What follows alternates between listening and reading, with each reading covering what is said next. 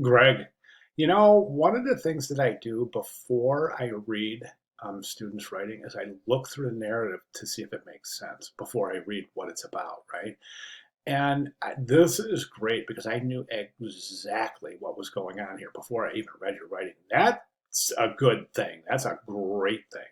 So that's fantastic. So, okay, so what do we have?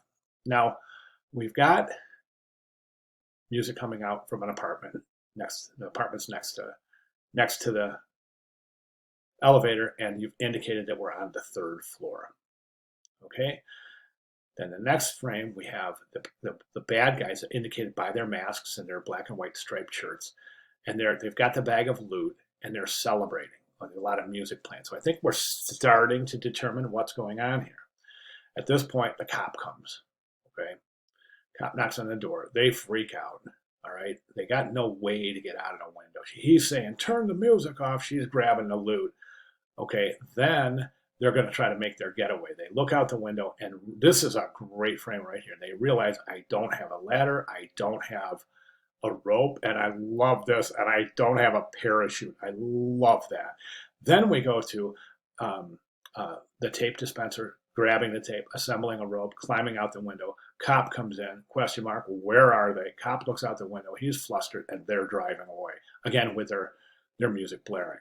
So it's a great narrative. I love it. Okay, a couple of recommendations I think we can make some improvements on, and you'll see that if you go through some of the other um, videos, I'm highly suggesting that we break the narrative out of these modular squares, and we allow them we connect these somehow without squares and without the simplicity of arrows. Okay, so let me give you my take on this, and we'll see if we can make some sense out of this. So I think the first frame is a little confusing because we haven't introduced the characters, the main characters. So what I would recommend is maybe we start with this frame where we have the bad guys, the robber couple. They got their loot and their music, so we're wondering what's happening in the first frame. Then, so we introduce the setting. Okay, it's an apartment, it's a room, it's got the main characters, it's got the bag of loot. So you're introducing the setting and the characters here. Then you can jump, and I think that should be the first frame. Then we go to the second frame. So since we have the music notes playing and blaring, maybe we could make these little lines like making it like that's really loud. And then we come to the outside where we see and making the connection that the music is too loud, somebody's going to call the cops, right? So at that point, the cops shows up, knocking at the door. Love it. Music still blaring. Can we do this? Can we somehow have one of them looking out the peephole from this frame to this frame in between here? We have one of them looking through the peephole in the door, and maybe the next frame. So maybe this frame right here, we have her looking through the peephole in the door, and the next frame is a circle with the peephole showing the cop through the door. Then we go back to this frame where they're freaking out, saying we got to get out of here. Then we go to the third floor, no parachute, no rope, no ladder. Then we introduce the tape. And I'm okay with the tape. I don't think there's a reason to introduce the tape any earlier because we've already introduced, they've already gone through the possibilities of what can we do. Okay. Then we have the idea. But at this point right now, I would say this frame right here, after this frame and before this frame, we have this guy's like, oh no, can we raise his hands like this? Like, I don't know what to do. Then at this point, the light bulb, maybe give her one of these, like, aha, as she's thinking about the rope. And this is great, combining the tape with braiding the tape to turn into a rope and then transitioning that braid into the same braid hanging out the window where they're climbing out.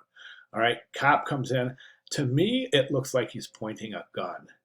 I wouldn't introduce a gun. To me, that seems like a little bit of unnecessary. I don't know. I mean, I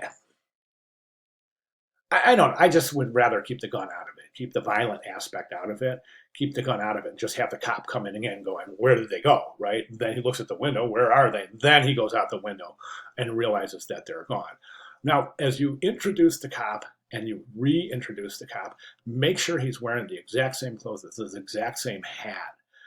Here it doesn't look like he has a hat on, so we might not recognize him as the same cop that we introduced earlier, right?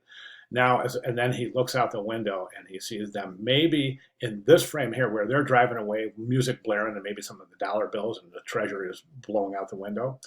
But maybe in the background here, we can show this building with the cop looking out. So he's looking out the window going, oh my God, they've gotten away. Then over here, he's up in the window in the distance as he watches them drive away. Okay.